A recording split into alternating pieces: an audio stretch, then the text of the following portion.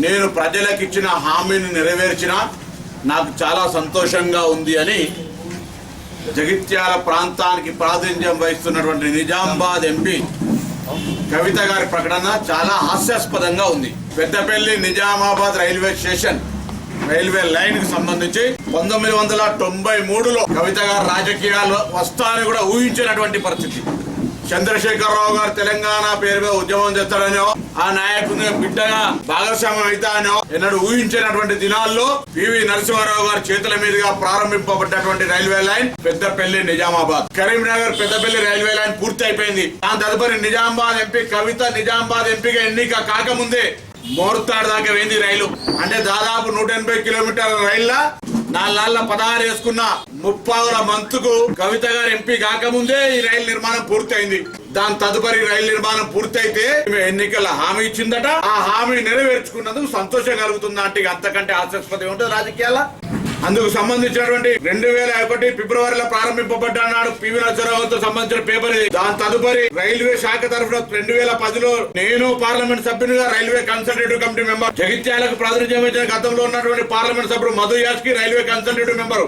కవిత లాగా టూరిజం లో విదేశాలు తిరగడానికి ఉండేటువంటి శాఖలలో మేము కన్సల్టేటివ్ మెంబర్లు, రైల్వే కన్సల్టేటివ్ మెంబర్లుగా ఉన్నాం. నిరంతరం రైల్వే లైన్ కోసం పోరాడినా, రైల్వే లైన్ కు నిధులు తీసుకొచ్చినాం. ఆనాడు టీఆర్ఎస్ ఉద్యమకారులే అధికారులు ఇచ్చినటువంటి లేఖ ప్రకారంగా పట్టాల దగ్గర మోర్తాడ్ నుంచి నిజామాబాద్ పోయే దగ్గర ఇబ్బందులు కలిగిస్తా ఉన్నారు, ఆటంకాలు, లా అండ్ ఆర్డర్ ప్రాబ్లం అవుతుందని నాకు రాసినటువంటి లేఖ కాపీ. ఇంత కాకపోతే సోయుంటే 2010 2009లో ఎంపికైన తర్వాత 20వ తారీఖు 10వ నెలల నేను కరీంనగర్ తిరుపతి రైలు ప్రారంభం చేసిన. నా చేతుల మీదనే రైలు ప్రారంభమైంది. నేను టీఆర్ఎస్ ఎమ్మెల్సీ నారదాస్ లక్ష్మణ్ రావు కూడా హాజరైంది. ఇక్కడ ఫోటోలు పత్రిక వార్తలు చూపెడతా ఉన్నాయి. అలా పెద్దపల్లి నిజామాబాద్ లో కరీంనగర్ భాగం కాదా? లేదా జగిత్యాలకు డెమో రైలు మోర్తాడు దాకా డెమో రైలు నడుస్తుంది నిజం కాదా? అరే మమ్మల్ని అంటే సరే ప్రతిపక్షాలు మా పేరు తీసుకుంటే మీరు గజ గజ వణుకుతారు. తీసుకోకుండ్రి.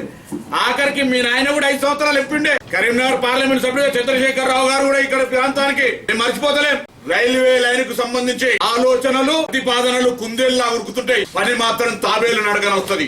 ఇది ప్రత్యక్షంగా ఎంపీగా మేము చెప్తా ఉన్నాయి. అలా స్వాతంత్రం రాకముందు 50,000 కిలోమీటర్లు ఉంటే స్వాతంత్రం వచ్చి 60 సంవత్సరాల 10,000 కిలోమీటర్లు వేసుకోగలిగినాం. ఇంత పెద్ద సొమ్మొక్కడిది సోకొక్కడిది అనడానికి సవాల్ చేస్తా ఉన్నా. ఎక్కడన్నా పెద్దపల్లి నిజామాబాద్ రైల్వే లైన్ కొరకు కవిత గారు పార్లమెంట్ లో గొంతిప్పితే రాజకీయ సన్యాసం తీసుకుంటాం, లేకపోతే తక్షణం రాజీనామా వేసిపోతావా అని అడుగుతా ఉన్నాం. ఇలా సొమ్మొక్కడిది సోకొక్కడిది ఎందుకంటున్నా అంటే ఇయ్యల్ల కూడా పెళ్లైనాక దేవనపల్లి అనిల్ కుమార్ భార్యగా కల్వకుట్ల కవితగా ఎట్లా కొనసాగుతామని అడుగుతా ఉన్నాం. ఇలా హిందూ సాంప్రదాయంలో తెలంగాణలో దేశం మొత్తం మీద పెళ్లి చేసుకోగానే అత్తగారింటి పేరు వస్తుంది. ఇవాళ ఇప్పటికి కూడా ఇదే పేరు ఉంటుంది. సొమ్మొక్కడిది సోకొక్కడిదానికి ఇంతకంటే నిదర్శనం ఏం కావాలి?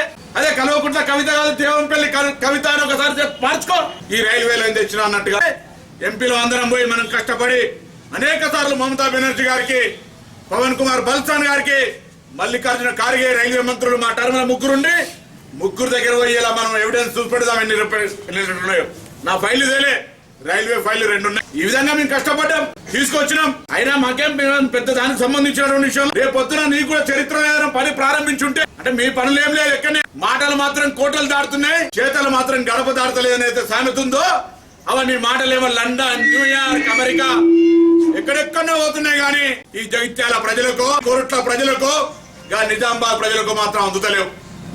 ఈ దేశ ప్రజాస్వామ్యంలో పార్లమెంట్ అనేది ఒక పెద్ద దేవాలయం భారతదేశానికి. కలెక్టర్లను కాళ్ళ దగ్గర కూర్చుని పెట్టుకున్న ప్రజాస్వామ్యమా? బతుకమ్మ ఆడడానికి బ్రాండ్ అంబాసిడర్ కాదు. లండన్, న్యూయార్క్, అమెరికా డల్లాసులు, సౌదీ అరేబియాలు, బంగారు కంకణాలు, పట్టు చీరలు, బతుకమ్మల పేరు తిరగడానికి ఎంపిక చేయలేని ఇక్కడ ఎంపీని. ఈ పేద ప్రజల సమస్యలు పరిష్కరిస్తామని అడిగినా పట్టు చీర కట్టుకున్నానా, బతుకమ్మ ఆడినా, రోప్ పార్ట్ వేసుకున్నానా, సంజయ్ని పక్కన ఉంచుకున్నానా? ఇదే పరిస్థితి. సర్వేలల్లా ఫెయిల్ అయినవాను మీ నాయన నీకు మార్కులు వేయలే, మా ఎంపీ ఫస్ట్ వచ్చిండట. మా ఎంపీ ఎందుకు ఫస్ట్ వచ్చిందంటే నేను మాట్లాడదలుచుకో, ఎందుకంటే నేను ఓడిపోయిన కాబట్టి మాట్లాడినట్టు మాట్లాడతలేను. కానీ నువ్వెందుకు ఫస్ట్ రాలే, బాగా గొప్పగా అన్నిట్లలో ఫస్ట్ ఉన్నా. ఎందుకు ఓట్లేలే ఇక్కడ ప్రజలు? ఈ జిల్లాలో ఎందుకు ఫస్ట్ రాలే? ఇక్కడ నిజామాబాద్ పార్లమెంట్ ఎందుకు మొదటి స్థానం రాలే? పేపర్ లీక్ కాలేదు, నీకు మార్కులు వేయలే మీ నాయన. అటువంటి పరిస్థితుల్లో మీకే మాకు మొత్తం నేర్పుతున్నట్టుగా, రాజకీయమే నేర్పుతున్నట్టుగా, అబద్ధాలు ఆడడమే ఒక స్కూల్ పెట్టినట్టుగా ఈ రాష్ట్రంలో తెలంగాణ రాష్ట్రం ఏర్పడడానికి ఏం జరిగిందిరా అంటే ఆకర్ష్ పథకము వేరే పార్టీలను ఎట్లా బలహీనం చేయాలి, అబద్ధాలు ఎట్లా నేర్పాలి. ఈ పరిస్థితి కొనసాగుతోంది. సొమ్ము ఒకటి సోకొకటి వద్దు కవితమ్మ. వాస్తవానికి భూమికి దిగిరా. ముఖ్యమంత్రి కూతురు అయితే తర్వాత గౌరవిస్తాం. కానీ ప్రజలు ఎన్నిక చేసుకున్నారు. రాజశేఖర రెడ్డి గారు 2004 నుంచి 2009 దాకా నభూతో నా భవిష్యత్ అనే కార్యక్రమాలు, అది ఆరోగ్యశ్రీ కావచ్చు, రైతు రుణమాఫీ కావచ్చు, 108 కావచ్చు, లేదా ఫీ రీఎంబర్స్మెంట్ కావచ్చు, రూపాయి బియ్యం కావచ్చు, అసలు లేని పథకాలను తీసుకొస్తే 2009లో సంతోషదాయకమైనటువంటి ఫలితాలు రానటువంటి విషయాన్ని జ్ఞాపకం చేస్తా ఉన్నాం. 2001 నుంచి టీఆర్ఎస్ లో ఎవరు పనిచేసిరో పాపం ఉద్యమ టీఆర్ఎస్ నాయకులను ఒక్కసారి చూడు, భూమి మీద వాడు అంబాడుతురు పాపం, మళ్ళా మెంబర్షిప్ అని మళ్ళా తిరుగుతా ఉన్నాం. ఇది దీనికంటే ఇంకొక దుష్ట సంప్రదాయం ఇంకోటి లేదు.